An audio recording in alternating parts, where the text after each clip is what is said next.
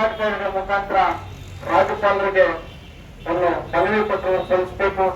ಸುಮಾರು 6 ತಿಂಗಳಿಂದ ಏನೊಂದು ಡ್ರಾಮಾವನ್ನ ರಾಜ್ಯ ಸರ್ಕಾರ ಮತ್ತು ನಗರ ನಕ್ಸಲರು ಏನಿದ್ದಾರೆ ಅವರೊಂದು ನಾಟಕೀಯವನ್ನು ಕ್ರಿಯೇಟ್ ಮಾಡಿ ಇವತ್ತು SIT ರಚನೆ ಮಾಡ್ತಕ್ಕಂಥದ್ದು ಸುಮಾರು 6 ತಿಂಗಳಿಂದ ಆಗಿರ್ತಕ್ಕಂಥ ಒಂದು ಪ್ಲಾನ್ ಅಂತ ಹೇಳಲಿಕ್ಕೆ ಸುಮಾರು ದೇವತೆಗಳ ಕಾಲದಲ್ಲಿ ಹಿಂದೂ ಧರ್ಮದ ದೇವರುಗಳು ಹೋಮ ಮಾಡ್ತಕ್ಕಂಥ ಸಂದರ್ಭದಲ್ಲಿ ರಾಕ್ಷಸರು ಬಂದು ಆ ಹೋಮಗಳಿಗೆ ಅಡ್ಡಿಪಡಿಸ್ತಕ್ಕಂಥದ್ದು ನಾವು ಪುಸ್ತಕದಲ್ಲಿ ಓದಿದ್ದು ಕಂಡಿದ್ದೀವಿ.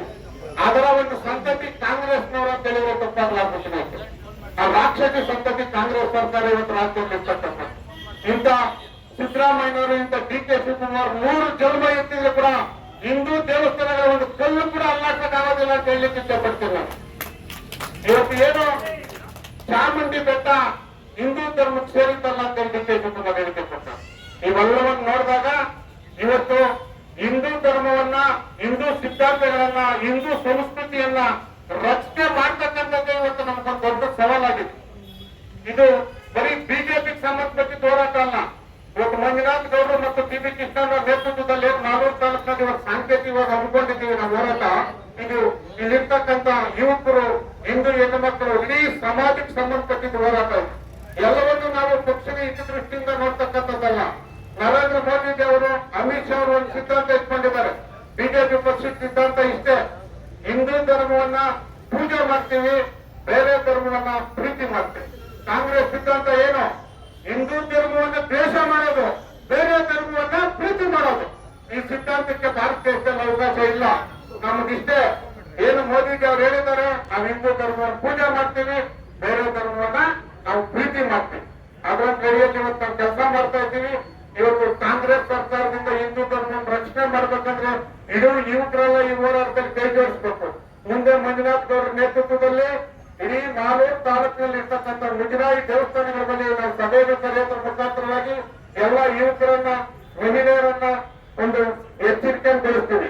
ಅದೇ ರೀತಿಯಾಗಿ ಎಲ್ಲಿ ಸಹ ಯಾವುದೇ ಒಂದು ಹೆಣ್ಣು ಮಕ್ಕಳಿಗಾಗಲಿ, ಮಹಿಳೆಯರಿಗಾಗಲಿ ಅನ್ಯಾಯ ಬಿಜೆಪಿ ಪಕ್ಷ ಸಹಿಸೋದಿಲ್ಲ ಅಂತ ಹೇಳ್ತಾ ನಾವು ಈ ಹೋರಾಟಕ್ಕೆ ಇವತ್ತು ಬಂದಂತ ಎಲ್ಲ ಕಾರ್ಯಕರ್ತರಿಗೂ ನಾವು ಅಭಿನಂದನೆ ಸೂಕ್ತ 1ನೇ ತಾರೀಕು ಮಾಲೂರು ತಾಲೂಕಿನಿಂದ ಮಂಜುನಾಥ್ ಗೌಡರು ಮತ್ತು ಅಧ್ಯಕ್ಷ ನೇತೃತ್ವದಲ್ಲಿ ನಾವು ಧರ್ಮಸ್ಥಳ ಚಾಲ ಕಾರ್ಯಕ್ರಮ ಹಮ್ಮಿಕೊಂಡಿದ್ದೀವಿ. ಜೈ ಹಿಂದ್, ಜೈ ಕರ್ನಾಟಕ. ಆತ್ಮೀಯ ಬಂಧುಗಳೇ, ಇವತ್ತೇನು ನಾವು ನಮ್ಮ ಭಾರತೀಯ ಜನತಾ ಪಾರ್ಟಿ ಮಾಲೂರು ತಾಲೂಕು ವತಿಯಿಂದ ಇವತ್ತೇನು ಪ್ರತಿಭಟನೆ ಇಟ್ಕೊಂಡಿದ್ದೀವಿ, ಏನು ಧರ್ಮಸ್ಥಳದ ವಿರುದ್ಧ ಈ ಷಡ್ಯಂತ್ರ ಮಾಡಿದ್ದಾರೆ. ಮಹೇಶ್ ಶೆಟ್ಟಿ ತಿಮ್ರೂರಿ, ಸಮೀರ್ ಯೂಟ್ಯೂಬರ್, ಈ ತರದಂತ ಈ ನಮ್ಮ ಧರ್ಮ ಇತರ ಈಗ ನೋಡಿ ಮೊನ್ನೆ ಚಾಮುಂಡೇಶ್ವರಿ ದೇವಿ ಮೈಸೂರು ದಸರಾ ಉದ್ಘಾಟನೆಗೂ ಸಹ ಇದೇ ರೀತಿಯಾದಂತ ಬೆಳವಣಿಗೆಯನ್ನು ಕಾಂಗ್ರೆಸ್ ಅವರು ಮಾಡಿದರು. ನಿರಂತರವಾಗಿ ಕಾಂಗ್ರೆಸ್ ಅವರು ಹಿಂದೂ ಧರ್ಮದ ಮೇಲೆ, ಹಿಂದೂ ಧರ್ಮದ ದೇವಾಲಯದ ಮೇಲೆ, ಹಿಂದೂ ಧಾರ್ಮಿಕ ಕ್ಷೇತ್ರದ ಮೇಲೆ ನಿರಂತರವಾಗಿ ಅವರು ಇತರ ಸಣ್ಣಗೆ ಅವ್ರು ಏನೇನು ಬೇಕೋ ಎಲ್ಲ ಹೊರಗಡೆ ಷಡ್ಯಂತ್ರ ಮಾಡಿಕೊಂಡು ಎಲ್ಲ ಮಾಡ್ಕೊಂಡು ಬಂದಿದ್ದಾರೆ. ಬಂಧುಗಳ ಒಂದೇ ಒಂದು ಯೋಚನೆ ಮಾಡಿ, ಅವನ್ಯಾರೋ ಧರ್ಮಸ್ಥಳದ ಕ್ಷೇತ್ರದಲ್ಲಿ ವಿಸ್ತೀರ್ಣಗಳು ಓದಿಟ್ಟಿದ್ದೀವಿ, ಅಸ್ತೀರ್ಣ ಓದಿಟ್ಟಿದ್ದೀವಿ ಅಂತ ಹೇಳಿ ಮಾಡಿ SIT ಅಂತ ರಚನೆ ಮಾಡಿ ಈ ಕಾಂಗ್ರೆಸ್ ಅವರಿಗೆ ಇವತ್ತಿನ SIT ಅನ್ನೋದು ಒಂದು ಒಳ್ಳೆ ಸಂಸ್ಥೆಯವರು ಬಹಳ ಚೆನ್ನಾಗಿ ಸಿಗ್ತದೆ. SIT ಅಂತ ಹೇಳ್ತಾರೆ, ದುಡ್ಡು ಡ್ರಾ ಮಾಡ್ತಾರೆ. SITಗೆ ಎಷ್ಟು ದುಡ್ಡು ಡ್ರಾ ಮಾಡಿದ್ರು, ಎಷ್ಟು ತಿಂದಿದ್ದಾರೆ, ಏನಾಯ್ತು? ಇದ್ರ ಅವಶ್ಯಕತೆ SIT ರಚನೆ ಮಾಡಿ ಇಷ್ಟೆಲ್ಲ ಧಾರ್ಮಿಕ ಕ್ಷೇತ್ರದ ಮೇಲೆ ಅಪಪ್ರಚಾರ ಮಾಡುವಂತ ಅವಶ್ಯಕತೆ ಕಾಂಗ್ರೆಸ್ ಅವ್ರಿಗೆ ಏನಿತ್ತು? ಕಾಂಗ್ರೆಸ್ ಅವರು ಸರ್ಕಾರ ಬಂದಾಗಿಂದ ಇದೇ ಅವರು ಹೆಚ್ಚಿಗೆ ಹಾಕೊಂಡಿದ್ರು.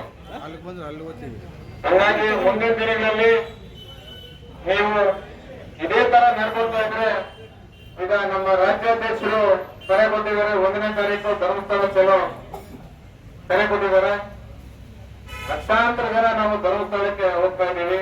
ಇದೇ ರೀತಿ ಮುಂದಿನ ದಿನಗಳಲ್ಲಿ ನೀವೇನಾದ್ರೂ ನಡ್ಕೊಳ್ಳೋದಾದ್ರೆ ಉತ್ತರವಾದಂತಹ ಹೋರಾಟವನ್ನ ಮುಂದಿನ ದಿನಗಳಲ್ಲಿ ಇನ್ನ ಬಿಗಿಯಾದಂತಹ ಹೋರಾಟಗಳನ್ನ ನಡೆಸೋದಕ್ಕೆ ನಾವೆಲ್ಲ ತಯಾರಾಗಿದ್ದೀವಿ.